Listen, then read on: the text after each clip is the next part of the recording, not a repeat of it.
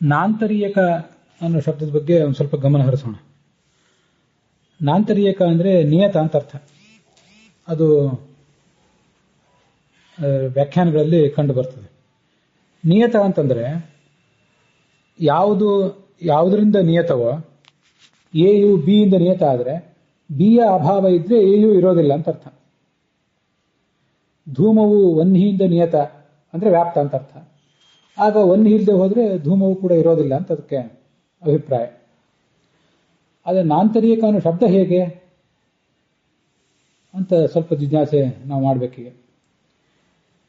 ಅಂತರ ಅಂದ್ರೆ ವಿನಾ ಅಂತ ಅರ್ಥ, ಅದಿಲ್ಲದೆ ಅಂತ ಅರ್ಥ. ಅಂತರ ವಿನಾ, ಅಂತರ ಅಂದ್ರೆ ವಿನಾ, ಅಂತರ ಈಸ್ ಈಕ್ವಲ್ ಟು ವಿನಾ. ಭವ ಇಲ್ಲದೇನೂ ಇರುವಂಥದ್ದಿದ್ರೆ ಅದು ಆಂತರೀಯಕ. ನ ಆಂತರೀಯಕಂ ನಾಂತರೀಯಕಂ ಅಂತ ಈ ಥರದ್ದದ್ರದ್ದು ಒಟ್ಟು ಸಮಾಸ. ಅಂತರ ಭವಂ ಅಂತರೀಯಕಂ ಅಂತ ಆಗಬೇಕು. ನಾನು ಆಂತರೀಯಕಂ ಅಂತ ಹೇಳಿದೆ. ಇಲ್ಲಿ ಅದು ಅಲ್ಲಿ ಅಂತರ ಅನ್ನೋ ಶಬ್ದದ ಮೇಲೆ ಛ ಪ್ರತ್ಯಯ ಬಂದು ಆಮೇಲೆ ಆ ಛ ಅನ್ನೋದಕ್ಕೆ ಈ ಆದೇಶ ಬಂದು ಅಂತರೀಯ ಅಂತಾಗಿದೆ.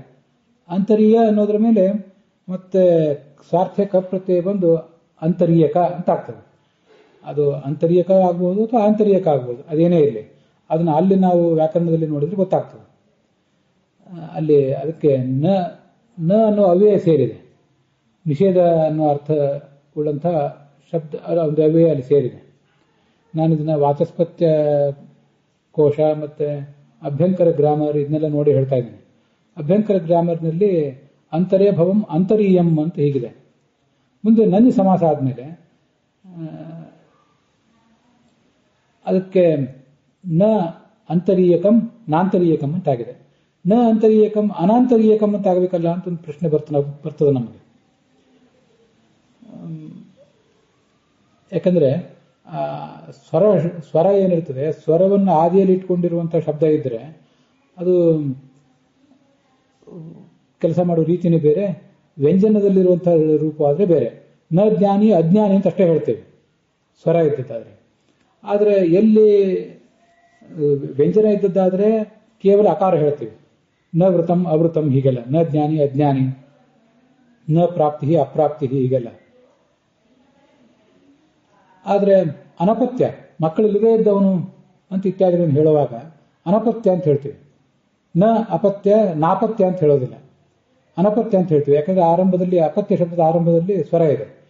ನವಿದ್ಯಂತೆ ಅಪತ್ಯಾನಿ ಯಶ ಸಹ ನಾಪತ್ಯ ಅಲ್ಲ, ಅನಪತ್ಯ. ಹೀಗೆ ಸ್ವರ ಆರಂಭದಲ್ಲಿದ್ರೆ ಅನ್ ಅಂತ ಆಗ್ಬೇಕದು ಒಂದು ನಿಯಮ ಇದೆ. ಇಲ್ಲಿ ಯಾಕೆ ಅನ್ನ ಆಗಲಿಲ್ಲ? ಅನಾಂತರೀಯಕ ಅಂತ ಯಾಕೆ ಆಗಲಿಲ್ಲ? ನಾಂತರೀಯಕ ಅಂತ ಹೇಗಾಯಿತು ಅಂದ್ರೆ ಅದು ಪ್ರಚೋದರಾದಿ ಗಣದಲ್ಲಿ ಸೇರಿರುವುದರಿಂದ ನಲವಪಾಭಾವ ಅಂತ ಹೀಗೆ ಅದನ್ನು ಅಭ್ಯಂಕರ ಗ್ರಾಮರ್ನಲ್ಲಿ ಸಮರ್ಥಿಸಿದ್ದಾರೆ. ಈ ಶಬ್ದದ ಬಗ್ಗೆನೂ ಕೂಡ ನಾವು ತಿಳಿದುಕೊಳ್ಬೇಕು. ಅದಕ್ಕೆ ವಿವರವಾದ ಅರ್ಥ ಈಗಾಗಲೇ ನೋಡಿದ್ದೇವೆ. ಬಿಯು ಎ ಇದ್ದಾಗ ಮಾತ್ರ ಇರ್ತದೆ, ಎ ಇಲ್ಲದೆ ಹೋದ್ರೆ ಬಿ ಇರೋದಿಲ್ಲ. ಧೂಮವು ವನ್ಹಿ ಇದ್ರೆ ಮಾತ್ರ ಇರ್ತದೆ, ವನ್ಹಿ ಇಲ್ಲದೆ ಹೋದ್ರೆ ಧೂಮ ಇರೋದಿಲ್ಲ. ಆವಾಗ ಧೂಮವನ್ನ ವನ್ಹಿಗೆ ನಿಯತ ಅಂತ ಹೇಳ್ತಾರೆ, ಅಥವಾ ವನ್ಹಿ ನಾಂತರೀಯಕ ಅಂತ ಹೀಗೆ ಹೇಳ್ತಾರೆ. ಇದು ಆ ನಾಂತರೀಯಕ ಅನ್ನೋ ಶಬ್ದದ ಬಗ್ಗೆ ನಾವು ಮಾಡಿದಂತಹ ಜಿಜ್ಞಾಸ.